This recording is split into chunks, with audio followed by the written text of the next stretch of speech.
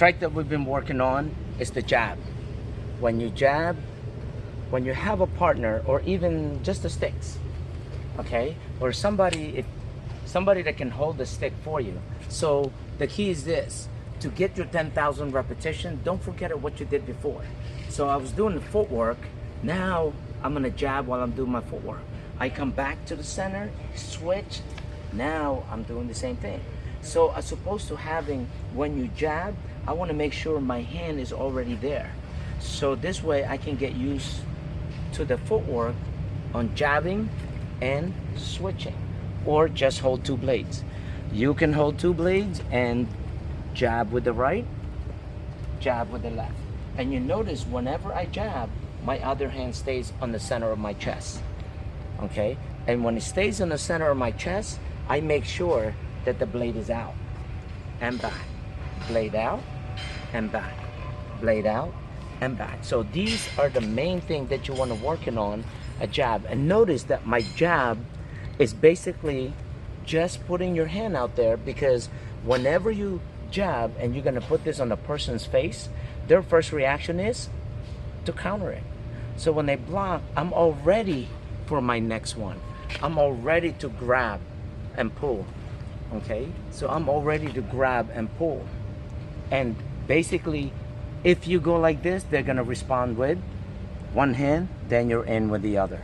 Okay, so that's part of the reason why when you step in and jab, your first strike is always gonna be a fake.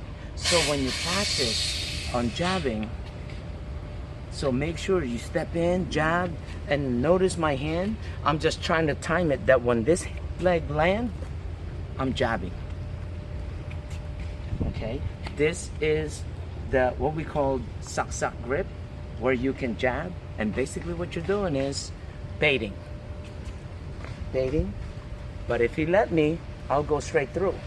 And your goal when you jab is the bridge of the nose. When you're going into the bridge of the nose, so even if I don't do it so hard, but if I touch, if I miss and it goes straight to the eye, then I'm gonna be effective, because his first reaction is to put his hand in the eye. So will be the same as your hand. So your fingers to the eye, then you go in and deliver. And make sure you use, every time you practice a strike, use the footwork. And always come to the center. Use the footwork. So my hand follows my foot. When my foot comes together, they go together. Step out and back. And back. So and then I can practice my squaring. I can practice my squaring back. So jab, I can practice my squaring. So you can practice while you're doing the jab. The jab, it doesn't always have to be hard. Just putting your hand out and more relaxed. The key is, we always have a saying, slow is smooth, smooth is fast. So slow.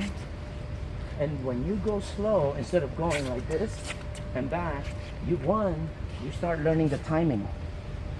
Two, you're seeing things like this. Oh, this is where I'm open here.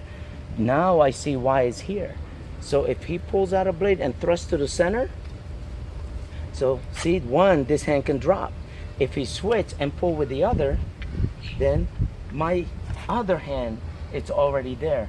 Which is basically what I'm doing with that is 1, 2, 1, and 2, which is your high thrust and low thrust. So when I come up here, the reason why this is here, and if he thrusts me, there's my low thrust with the left, and that's my proper response. When you practice those knife tapping, remember the cross hand tapping? So when I jab here, the reason why this is here, when he thrusts, that's already my low thrust. That's my low thrust, but it's also, that's my knife tapping, so now I can go in. So when you step in, make sure, it's very important, the positioning of the hand. This is one of the reasons why in this next 12-week cycle, the P3, the positioning of your empty hand or your other hand is very important. Once you jab, make sure this is here. Because if he thrusts on top, my hand is already here. And if he thrusts on the bottom, law of gravity is on my side. Now, and it's the proper response with the knife tapping. Now I'm in. So make sure when you practice your footwork, maintain the position of the empty hand here in the center. All right, and that is footwork with the strike.